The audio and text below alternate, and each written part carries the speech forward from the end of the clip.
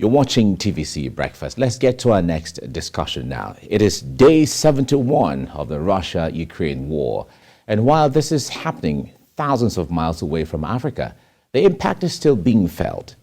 Thousands of Africans who were either schooling or working were among those that fled Ukraine. But while they tried to run for dear life, many were discriminated against on the basis of the color of their skin.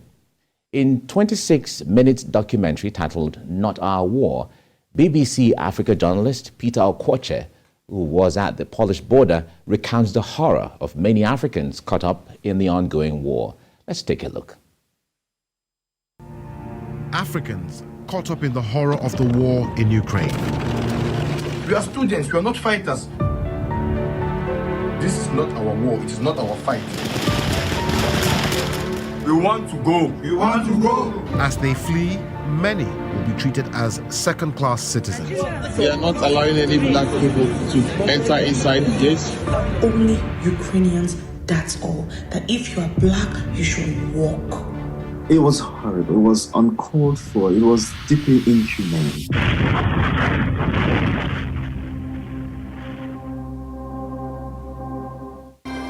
Can I ask you to maybe just describe what the situation is like there at the train station? Oh my God, it's tension. It's tension. It's like people are fighting to get into the train. There are soldiers everywhere. This is Becky Adong. I speak to her while she, her husband, and 2 young children are waiting in Kyiv, Ukraine's capital, hoping to get a train out of the country.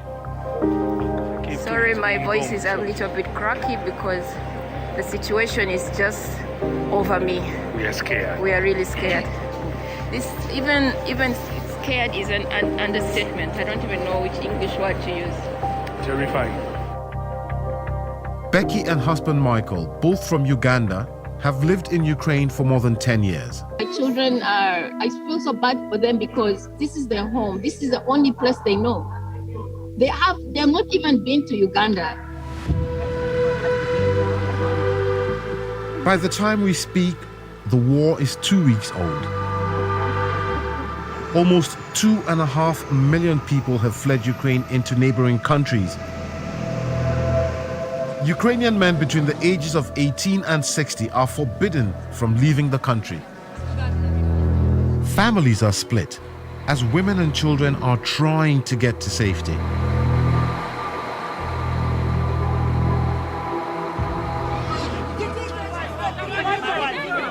Among streams of people trying to leave are many Africans who are living or studying in Ukraine.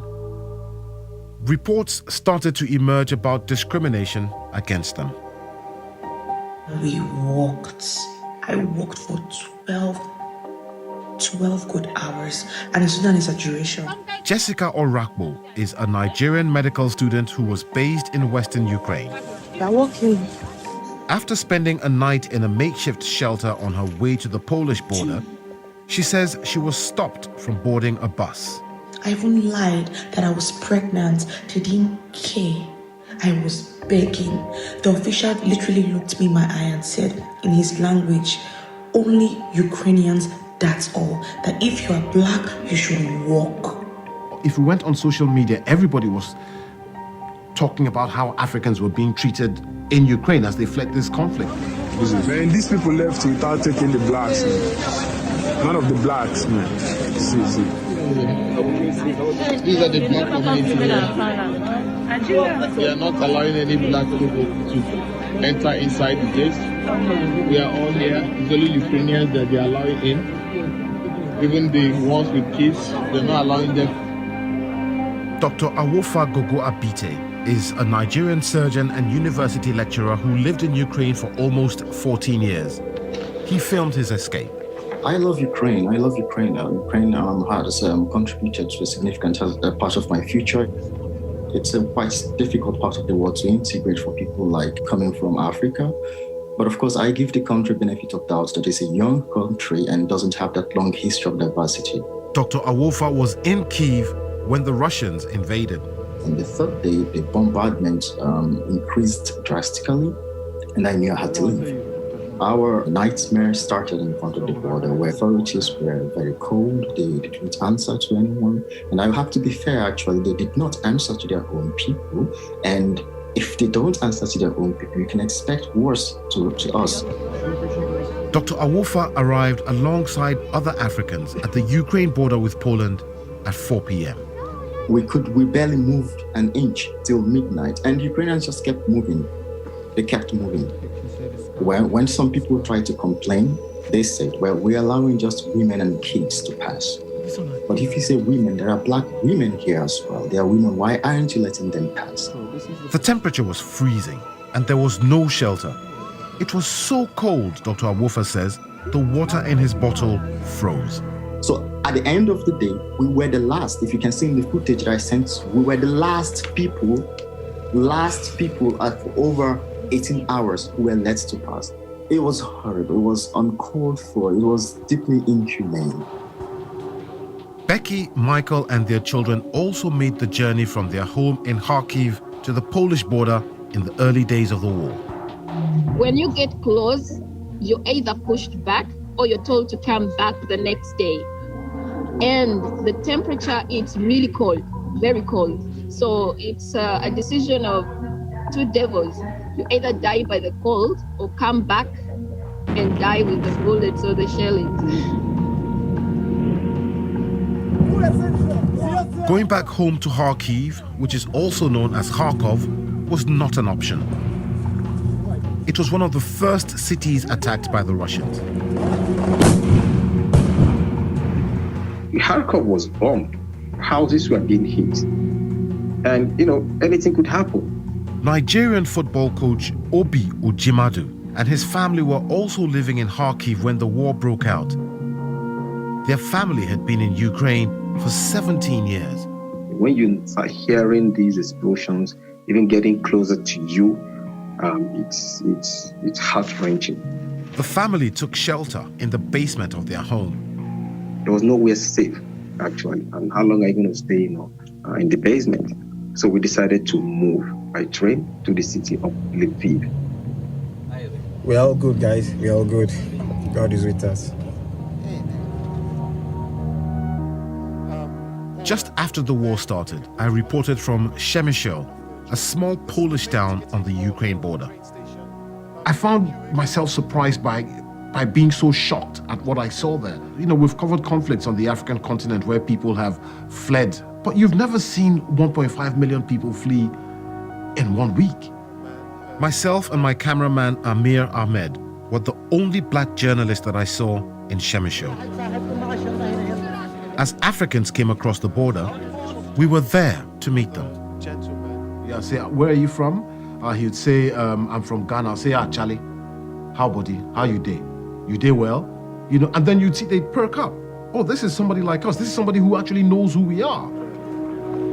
Despite these Africans finally leaving the war behind, for some, there was still fear in the air. Dans tous les parcours là, de l'Ukraine, venir jusqu'en Pologne, jusque là où je suis arrêté comme ça, je me sens pas en sécurité. Parce que là, quand je passe, je vois des regards des gens, je sens, je sais, ils vont me faire quelque chose, ils vont me battre quelque chose, je sais pas, j'ai des réflexions, je sais pas exprimer exactement. My crew and I sensed this feeling of racism in Poland too. We were turned away from 2 restaurants for no reason. And amid false rumors of a migrant crime wave, we were confronted by a menacing group of men who demanded to see our BBC IDs. Because of this experience that I'd had, this very uncomfortable experience of somebody judging me for my skin color, it made me understand what these people who had crossed from Ukraine were telling me. And for them to say it was worse on the Ukrainian side, I just can't imagine. It's a very complicated situation because they don't want the world to see what's going on because it complicates the issue. It's such an irony, it's such an oxymoron. My Ukrainian friends, some of them try to make excuses and tell me that it's a wartime and such things are bound to happen. But I know that it's not just about a wartime. It's always been like that. And I know in the war times, it will just be amplified. You're fighting in a war and you still have time for racism. It just didn't make any sense. Later, I got a chance to interview the Ukrainian ambassador to South Africa. What's your reaction to all these reports about the way Africans who are trying to flee the fighting in your country are being mistreated by Ukrainian border guards? This is absolute nonsense, because me personally, I've been there, I've seen them, and I've spoken to these students. I just came back from Ukraine. I also speak to the students, I speak to their parents, and the situation of war is when every single person is trying to escape and to struggle for his or her life. And that's exactly what was happening. All right, joining me on Skype, on Zoom, is BBC Africa journalist Peter Okwoche. Peter, it's good to have you join me on TVC Breakfast. It's good to be with you, Mike. How are you, man? I'm fine.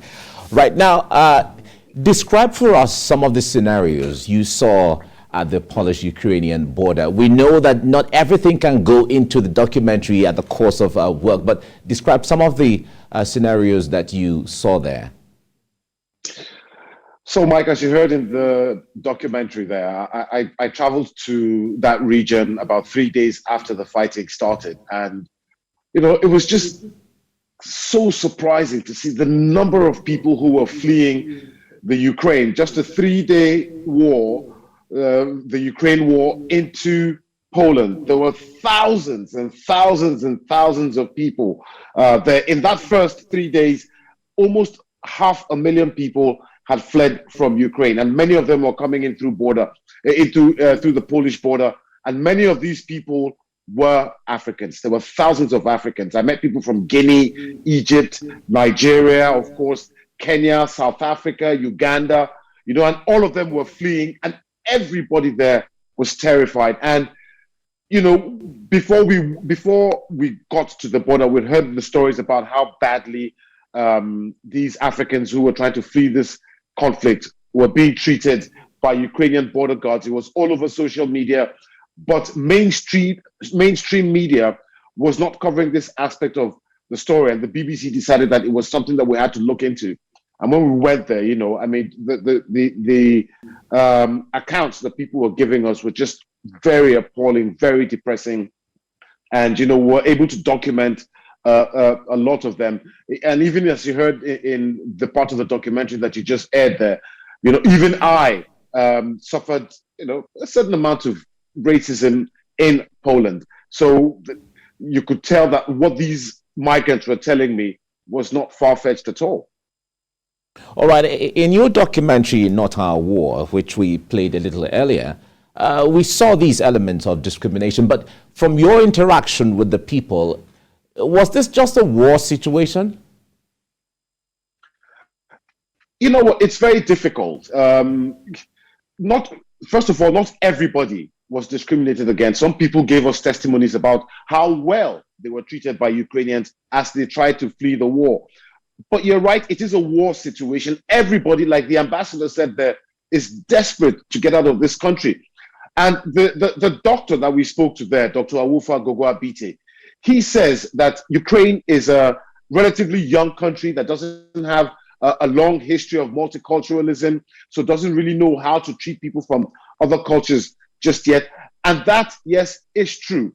But if, as the Ukrainian border guards were saying, we are only allowing women and children to flee, what about the black women? What about the black children? Why are you holding them back? And that's what we didn't really understand about this whole thing. Yes, it's a war situation. Everybody's desperate, but everybody's suffering should count. All right. Now, you spoke to the Ukrainian ambassador to South Africa on the poor treatment meted out to Africans there.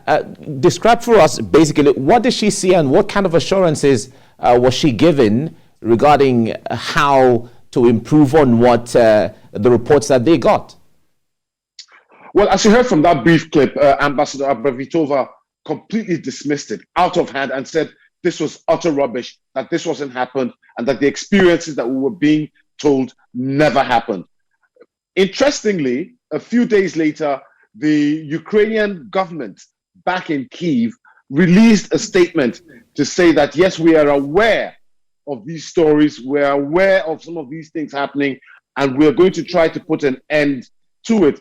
I mean, she could deny all she wanted, the ambassador to South Africa, but even the United Nations, the UNHCR, said these things were happening and they had witnessed it. So it wasn't just stories that Africans were making up, or it wasn't a story that the BBC was making up like some publications here in the UK have tried to say, but it was the truth, the experiences of these young Africans.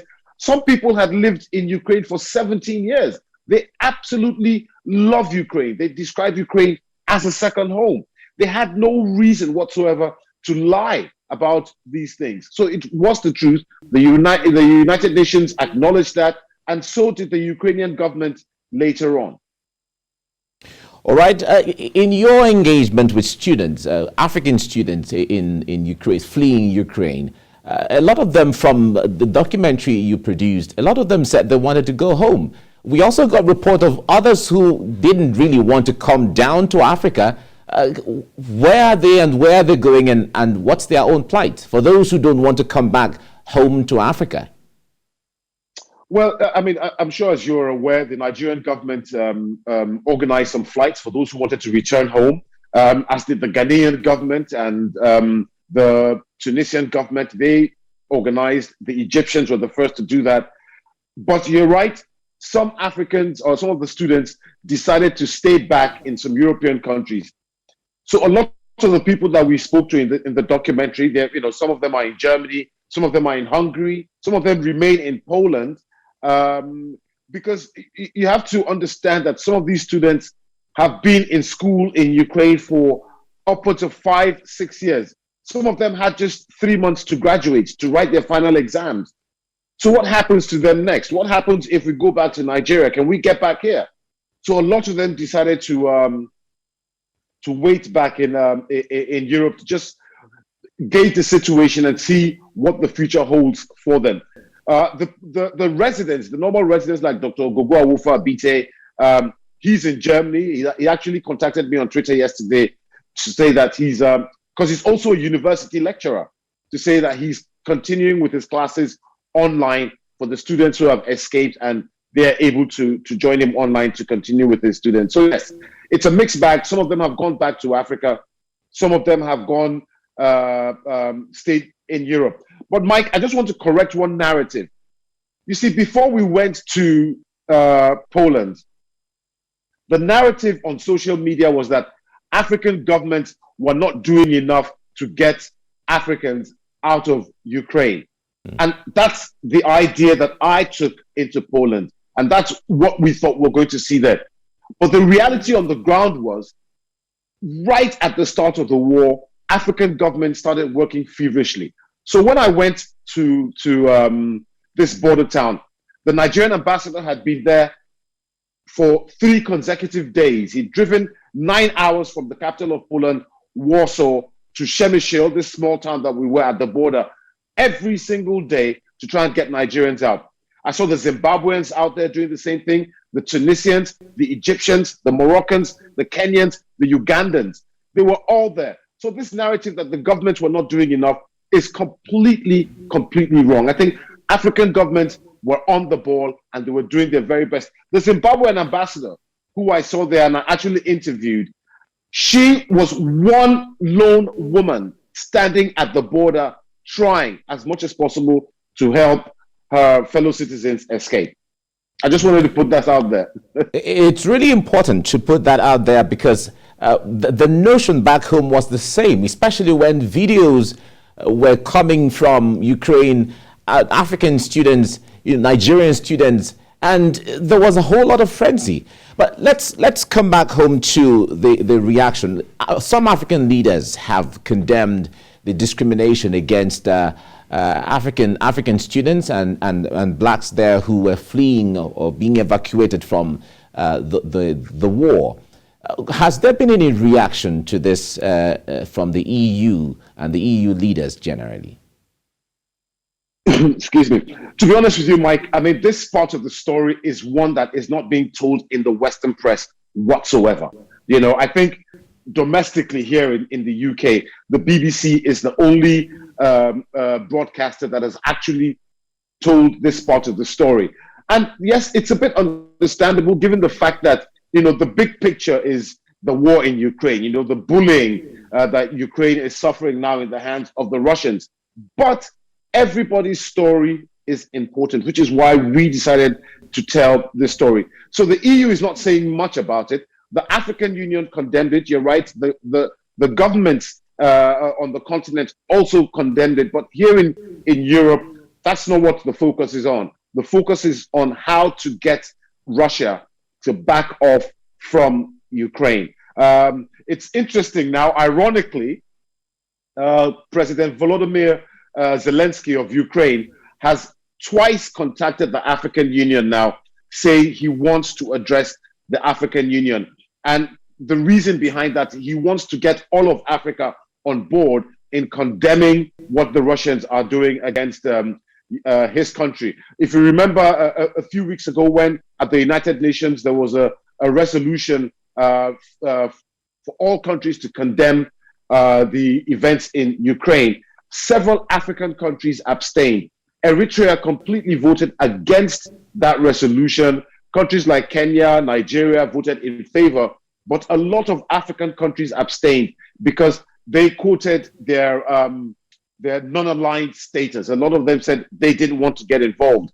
So President Zelensky is trying to get everybody on side, and the irony is he's now trying to address the ruling body of the citizens that his people were discriminating against when they were trying to flee that war. It's quite ironical. All right. There were reports sometime of Ukraine in a subtle way trying to recruit volunteers to support in the fight or in the war with Russia. You had that conversation with the ambassador to Ukrainian ambassador to South Africa. What was her response to that? So you're right. I mean, it was a very weird situation, very odd situation where Ukraine put out flyers in countries like Senegal. I know they did in Nigeria. I know they did in Ethiopia, and I know they did it in South Africa and Kenya as well. They were trying to recruit fighters from those countries to come and fight their war against Russia. Now, the Senegalese government got wind of it immediately and sent out a warning, as did the Kenyans, as did the South Africans, warning against recruiting any Africans, and actually advised their citizens about what could happen to them if they went to go and fight in this war, because some people were signing up. I mean, they signed up in Ethiopia. A few people wanted to sign up in Nigeria. A few people had signed up in Senegal. So I put it to the ambassador to South Africa, and her reason was that it wasn't as if they were recruiting fighters. They were asking people to come and join Ukraine's foreign legion, just like France have. France has a foreign legion made up of soldiers from other countries that are involved in peacekeeping and the likes. And that's what Ukraine was trying to do. All right, before I let you go, what was the most challenging part of the documentary that you put together? Because in a war zone like that, one can only imagine all the things. You're trying to stay safe, and then you're trying to get others to safety and also get their reports and stories. Well, Mike, I mean, you and I have covered conflicts across the African continent. We've seen wars, we've seen people fleeing, but you've never seen 1.5 million people flee in 1 week. And this is not a third world nation. This is a so-called first world nation. 1.5 million people.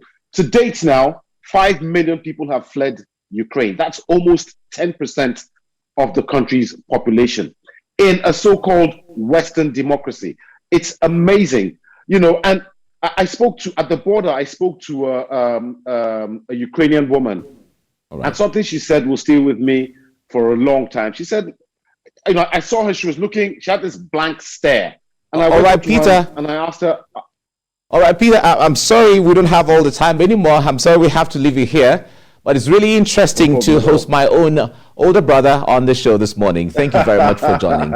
I was waiting for when you were going to say that. Goodbye. Cheers. All right. Have a great day ahead. Bye.